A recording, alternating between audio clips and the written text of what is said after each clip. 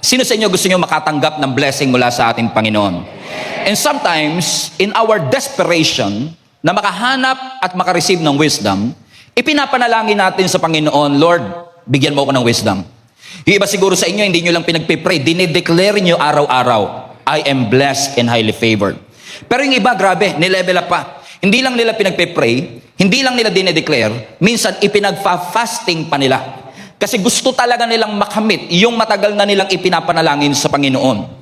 Pero habang ako po ay tumatagal sa pagiging Kristiyano, nare-realize ko rin po ang malinaw na sinasabi ng Biblia sa atin na ang mga pagpapala ay hindi binibigay ng Diyos ng random. Ibig sabihin, kung ang Diyos ay magbibigay sa atin ng pagpapala, usually, yung mga blessing na ibinibigay ng Lord ay response. Either sa obedience, either sa faithfulness, or either sa pagmamahal natin sa ating Panginoon. Bakit po? Naniniwala ako that God will never give us something that He will intend for us to waste. Meaning, kung sasayangin lang natin at gugustuhin lang ng Lord na sayangin natin, hindi na yan ibibigay ng Panginoon sa atin in the first place. Kasi hindi lahat ng pinagpala ay nananatiling pinagpapala pa rin. Magkaiba po kasi yung skill requirement ng pagkuha ng blessing at pagpapanatili ng blessing. And I've seen this happen many times. Being your pastor for more than 12 years, napakarami naman talagang taong nakatanggap ng pabor. Napakaraming tao nakatanggap ng pagpapala. Marami rin akong kakilala na nakatanggap talaga ng super duper daming blessings sa kanilang mga buhay. Talagang increase at level up ang nangyari sa kanilang mga buhay. Pero nakakalungkot man, nakatanggap ng pagpapala, pero ilang taon ang dumaan, yung pagpapalang natanggap, biglang nawala. Yung relationship na binigay, hindi nagtuloy. Yung kapayapaang ibinigay, hindi na natili sa puso. At yung momentum na sanang dala ng pagpapala ay hindi nagkaroon ng epekto sa kanyang buhay. Madalas kasi humihingi tayo ng pagpapala sa ating Panginoon, wala namang masama. Pero maganda rin yatang maging desire ng puso natin, hindi lang, Lord, pagpalain mo ako, kundi, Lord, kung pagpapalain mo ako, gusto kong tumagal yung pagpapala sa aking mga kamay. Kaya napakahalaga ng wisdom, hindi lang ng blessing. Sabi nga po natin last Sunday, wisdom is the foundation of everything. Balikan natin ang Proverbs 4:7, review lang tayo. Ang sabi ng Proverbs chapter 4 verse 7, wisdom is the principal thing. Reshith. Nang ibig sabihin ng reshith, foundation. Ang wisdom daw po, o ang karunungan, ang foundation ng lahat ng bagay, at dahil siya ang foundation ng lahat ng bagay, in all you're getting, get wisdom. Pursue wisdom. Are you still with me? Now, napapansin niyo mga kapatid na hindi po sinabi ng Bible na money is the principal thing. Hindi sinabi ng Bible na money ang foundation ng lahat ng bagay. Hindi sinabi ng Bible na favor ang foundation. Hindi sinabing influence ang foundation. Malinaw na malinaw sa Biblia. Wisdom is the foundation of everything. Ibig sabihin, bago yung increase, wisdom ang mas mahalaga. Bago ang influence, wisdom ang mas importante. Kasi ang wisdom, hindi lang siya isa sa mga blessing, kundi ang wisdom, ang foundation na nagdadala sa lahat ng blessing. Okay, nag-gets nyo ba yung sinasabi ko? Let me repeat for you. Let me slow down a little bit para mas maunawaan ninyo. Ang wisdom, hindi lang siya basta regalo na binibigay ng Diyos bilang blessing.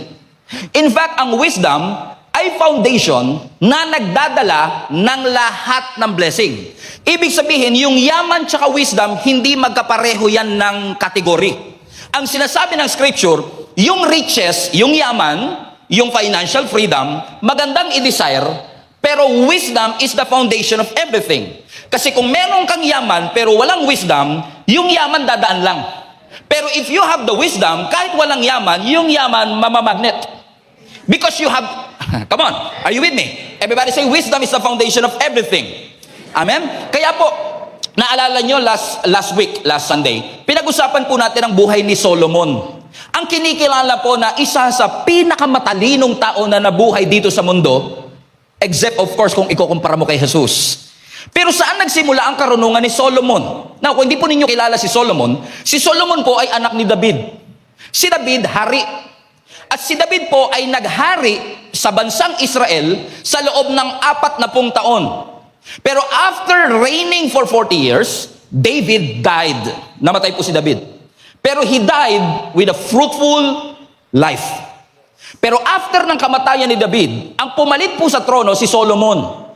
At habang si Solomon ay na-establish sa kanyang pagiging hari, alam niyo, sa sobrang gratitude nitong si Solomon sa Panginoon, na binigyan siya ng Panginoon ng pagkakataong mamuno sa bansa ng Diyos. Alam niyo, sabi ng Biblia, naghandog si Solomon ng 1,000 burnt offerings to God.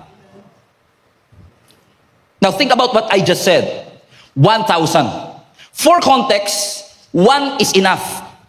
Pero yung isa lang enough na, pero nagbigay pa si Solomon ng 1,000. Ibig sabihin, he was generous with his offering to God. He was so grateful sa influence na ipinagkaloob ng Lord, to the point na sabi niya, Lord, hindi sapat ang isa. Gusto ko 1,000. At dahil 1,000 offering ang binigay ni Solomon, natuwa ang Panginoon at ang sabi ng Diyos sa kanya, ano ang gusto mong ibigay ko sa iyo? Kaya wag na wag niyong sasabihin sa akin na ang Diyos hindi nagre-respond sa generosity. Because klarong-klaro sa text na ito, that when you are giving something to God, God will never allow you to outgive Him. Kasi gagawa at gagawa ang paraan ng Diyos na walang utang ang Diyos sa iyo. Na kung nag-offer ka ng 1,000 burnt offerings, ang sinasabi ng Panginoon, Solomon, what do you want me to give to you? It is like a blank check. Magkano? Anong gusto mo? Now, kung ako yan, kaya to 10 million, 100 million. You could ask for anything. Pwede siyang humingi ng pera, pwede siyang humingi ng malaking palasyo, pwede siyang humingi ng kamatayan ng kanyang mga kaaway, pwede siyang humingi ng kasikatan, pero sa dami-dami ng pwede niyang hingiin, ang sabi niya, Lord, gusto ko magkaroon wisdom to govern the people that you have entrusted me. And God was so pleased. Natuwa ang Panginoon na pwede niyang hingiin ng lahat, pero ang hiningi niya wisdom. Nang sabi ng Bible sa 2 Chronicles chapter 1 verse 11, sumagot ang Diyos.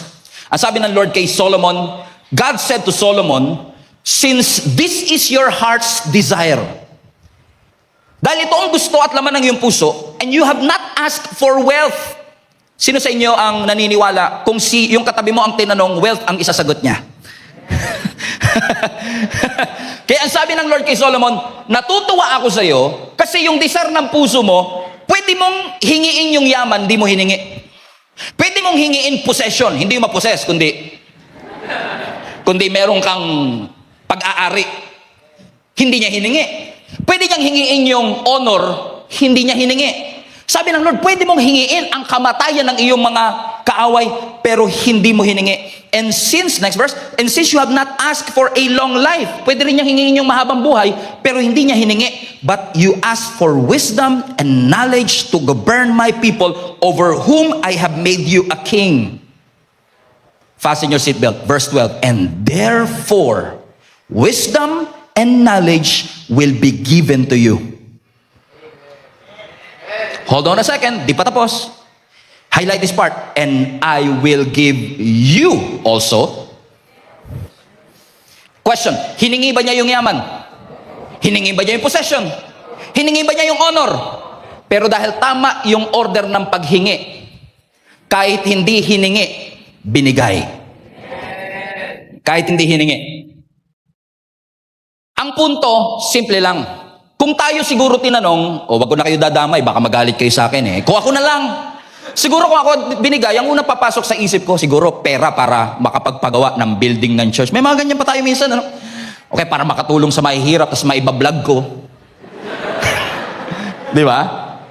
Pero ang sabi ng Lord, pwede kang humingi na lahat ng bagay, pero dahil hindi mo yun hiningi, kahit na hindi mo hiningi yung wealth, dahil hiningi mo yung wisdom, I will also give it to you. Ibig sabihin, when Solomon asked for wisdom, God also gave to him what he did not ask for. Now we understand our text today. Because ang sabi ng text natin sa Proverbs 3:13, blessed are those who find wisdom. So kung mapansin nyo, yung wisdom, hindi siya blessing itself, kundi pinagpala ang mga taong may wisdom. Now, tignan nyo uli yung verse. Hindi po sinabi ng Bible, pinagpala ang mayayaman. Hindi sinabi ng Bible, pinagpala ang maraming koneksyon. Hindi, ang sabi ng Bible, pinagpala ang merong wisdom. Ibig sabihin, people who has wisdom is blessed. Bago pa dumating yung pera, bago pa dumating yung promotion, bago pa dumating yung material things, kapag meron ka na ng wisdom, blessed ka na kagad. Paano yun nangyari? Talon tayo sa verse 15. Ang sabi ng verse 15, she is more precious, she referring to wisdom, so wisdom is more precious than rubies.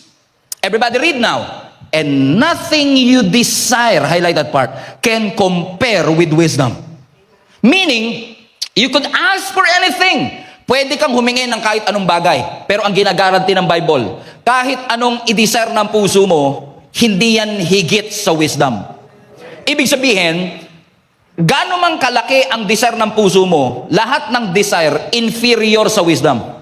Hindi niya pwedeng lagpasan ang wisdom. Are you still with me, mga kapatid? Ibig sabihin, wala kang pwedeng hingiin sa mundo na mas mataas pa sa karunungan. This is what the Bible is saying to us. Meaning, wala tayong pwedeng i-desire. Bagong opportunity, breakthrough, bagong relationship, mas maraming pera, promotion sa trabaho, nothing that you can desire na pwedeng mas higit pa sa wisdom. Why? Because you cannot compare it with wisdom. Okay, hindi niyo ako maunawaan. Bakit? Kasi everybody say desire. Kasi pag nagdi-desire ka ng isang bagay, like nagdi-desire ka ng malaking bahay, usually ang desire natin is all about what we want. Kaya desire eh. Pero ang wisdom iba. Wisdom, ang desire is all about what you want. Pero ang wisdom is all about what's good for you. Kaya siya magkaiba. Kasi pwedeng may dinidesire ka, hindi makakabuti sa'yo. Kaya, yung wisdom na sinasabi ng Biblia, maaaring hindi mo gusto. Maaaring hindi mo pangarapin. Pero kung ito makakabuti sa'yo, yun ang ipagkakaloob at iaalaw ng Panginoon sa atin. Okay. Hallelujah. Praise God. Amen. Bakit? Kasi pwedeng ikaw yung klase ng Kristiyano na napakaraming potensyal. Grabe pagtawag ng Panginoon. Pero kapag wala yung wisdom, yung potensyal mananatiling potensyal. Are you with me? Halimbawa, hindi ako nagbe-bake ng cake. Hindi ako baker. Mahilig lang ako bumili sa bakery. Pero hindi ako baker. Pero alam ko, pag nagluluto, nagbe-bake ka ng cake, kailangan mo ng harina. Kailangan mo ng asukal. Kailangan mo ng butter. Kailangan mo ng oil o mantika. Pero kahit na mamahalin ang ingredients, kung hindi mo alam mag-bake, yung mantika mananatiling mantika. At yung harina mananatiling harina. So it's one thing to have the ingredients in front of you. But it's another thing to have the skill to bake the cake.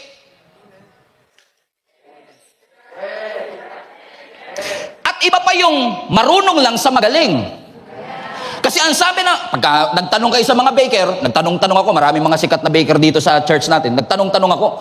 Alam mo, ang sabi nila, Pastor, napakahalaga ng timing sa pagbe-bake. Kasi pag nasobrahan ka ng lagay sa oven, pwedeng masunog. Pag kinulang, hindi mabubuo. May measurement pa yan. Pag hindi tama ang measurement, makaka-apekto sa lasa. Pag di tama ang measurement, makaka-apekto, minsan titigas yung cake. Bukod doon, kailangan tama pa yung temperature. Kasi pag hindi tama yung temperature, pwedeng mag-shrink. No, may mantika na nga ako eh. Poproblemahin ko pa ba yan? Bakit? Kasi ganun sa buhay. Hindi porket may potential ka, magsasucceed ka sa buhay. Kasi it's one thing to have a potential, it's one thing to have a calling, it's one thing to have the talent, but if you don't have the wisdom to use the talent, if you don't have the wisdom to use the resources that God has entrusted to you, yung perang meron ka, pwedeng ikayaman ng iba, pero yung perang hawak mo, pwedeng ikalugi mo. Anong difference? Pareho kayong may pera, pero yung isa may wisdom, isa wala. Tahimik ka. Sabi mo sa katabi mo, mukhang ikaw topic ng pastor na kamukha ni Glock 9. Sabi mo nga sa kanya. Amen? Kaya napakahalaga ng wisdom. And so today, I want to jump in. If wisdom brings blessing, what are the 3 blessings of wisdom based on the text that we have talked about, based sa Proverbs chapter 3? Ano po ang 3 pagpapala na hatid ng wisdom? Number 1, ang unang blessing ng wisdom, wisdom produces. Ibig sabihin, wisdom adds value to you. Kapag may wisdom ka, may nadadagdag na magandang bagay sa buhay mo. Ano ang sabi ng Proverbs 3 verse 13? Balikan natin yung text. Blessed are those who find wisdom. Sino po nakakaalala last Sunday ng Hebrew word for wisdom? Yung mga nasa unahan sana, kaso volunteer din to eh. Yung hindi volunteer. Hokma. Di ba? Ang sabi ng Hebrew word ng wisdom is hokma. So sinasabi dito, blessed is the one who find hokma. Now, ano ang ibig sabihin ng hokma? Yung hokma, last Sunday, is the ability of a person to live inside God's will. It is ability of the person to live within God's design.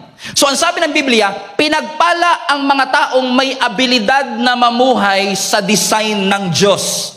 So, ibig sabihin, ang wisdom hindi siya IQ. Ang wisdom hindi siya street smart. Ang wisdom hindi siya information. Ang wisdom hindi siya education. Ang wisdom, abilidad mong mamuhay sa kalooban ng ating Panginoon. Now, sabi ng Bible ulit, pinagpala ang may wisdom and those who gain understanding. Ano ang blessing na meron sa wisdom? Number one, she is more profitable. Highlight that part. Tignan niyo yung mga words sa ito More profitable than silver and yields better returns than gold. Now, sabi nila, ang taas daw ng ginto ngayon. Ayaw pa magpahalata ng katabi mo, maraming alahas yan. Oo, kasi mahal daw ang ginto today. Pero ito interesting. Mahal daw ang ginto, pero ang sabi ng Bible, yung wisdom, mas matindi ang balik kumpara sa ginto. It better returns than gold. She is more precious than rubies, and nothing you can desire can compete with her. Long life is in her right hand, and in her left hand, riches and honor. Now, look at this phrase. Profitable. Better returns.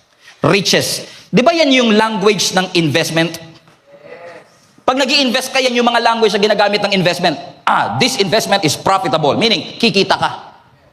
This investment will bring better returns. Yayaman ka rito sa stock na to. Yayaman ka dito sa Bitcoin na to. Kung mapapansin nyo, yung mga salita na yan, madalas may kinalaman saan? Sa investment.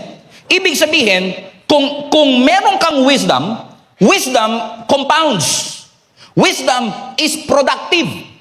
In essence, sa kultura at lengguwahe natin, if you invest in wisdom, the wisdom will outshine the market of our generation.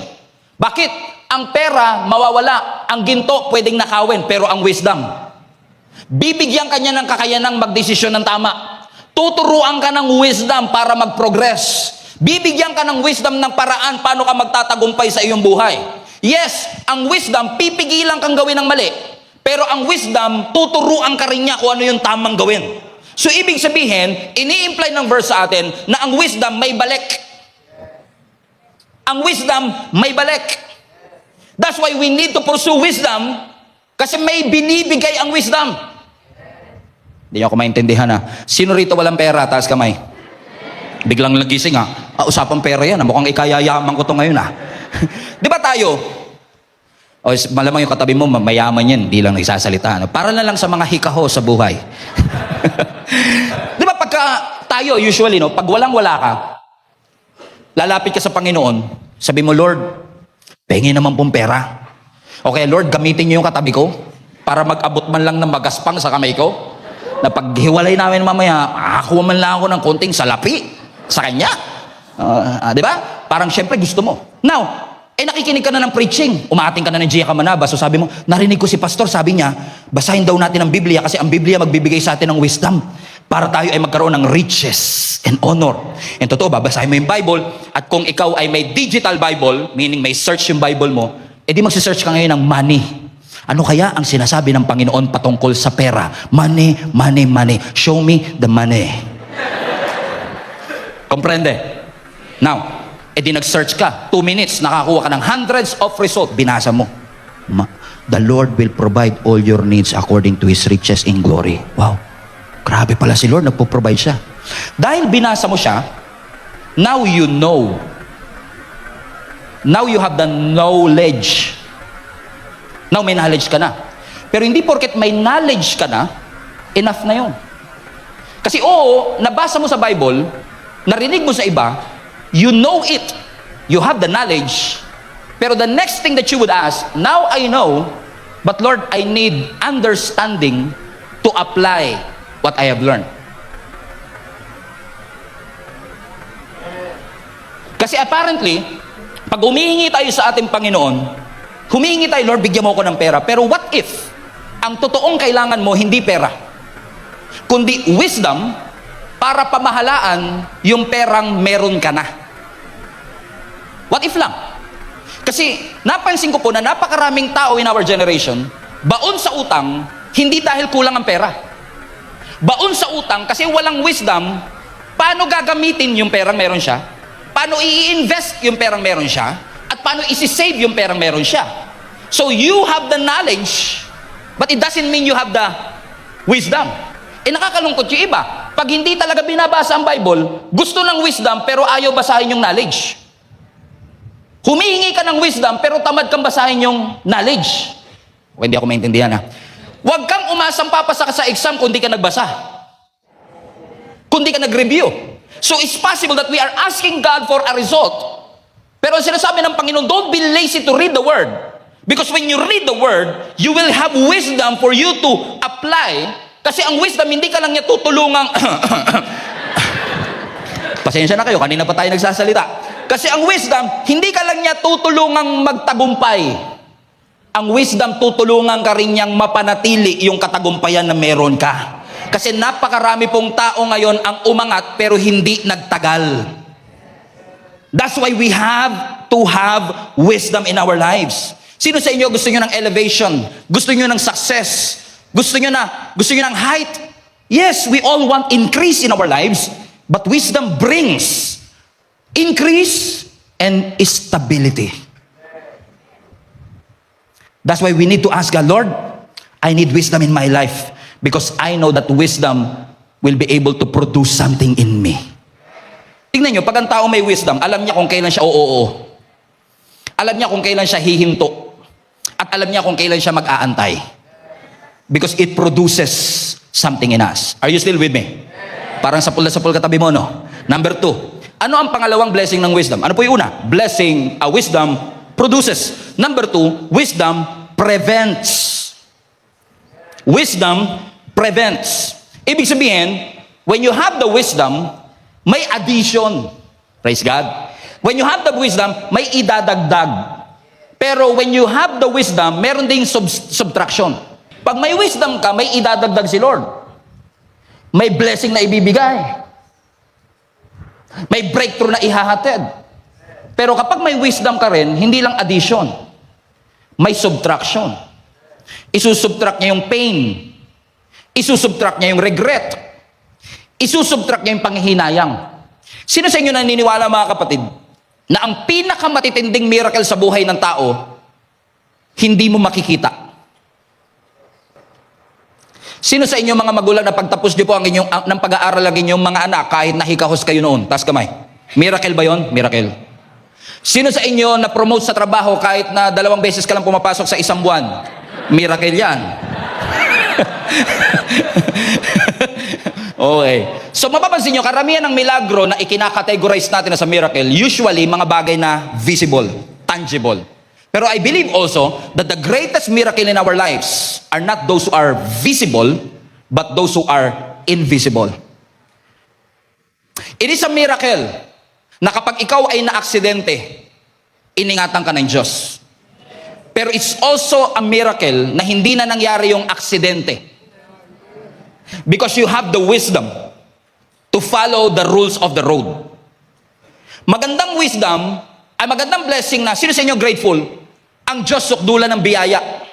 Napakarumi mo pero pinatawad ka ng Diyos. Pero isang milagro din na hindi mo na nagawa yung kasalanan. Kasi may wisdom na ibinigay ang Panginoon sa iyo. So, salamat Lord sa kapatawaran, pero salamat din na hindi mo na ako kailangan patawarin kasi hindi ko na siya nagawa. Sino sa inyo ang grateful sa mga blessing ng relationship? Umabot kayo ng 5 days. Okay, 5 years. Tumagal ang relationship. Pero isa ring malaking pagpapala na yung relationship hindi na kailangang dumaan sa hirap. At kayo na talaga ang naging magkasama habang buhay. Ibig sabihin, yes, ang wisdom nagdadagdag. Pero ang wisdom, nagbabawas din ng panganib. Nagbabawas ng aksidente. Nagbabawas ng iyak. Nagbabawas ng sakit. Ibig sabihin, may inihahatid ang wisdom sa atin. Hindi lang dagdag ng dagdag, kundi yung bagay na hindi mo na mararanasan because you have the wisdom to navigate this life. Are you with me? Amen? So let's go to the verse again. Ang sabi ng verse 16, long life is in her right hand, and in her left, riches and honor. Look at the verse. Ano gusto niyo? Kanan, kaliwa?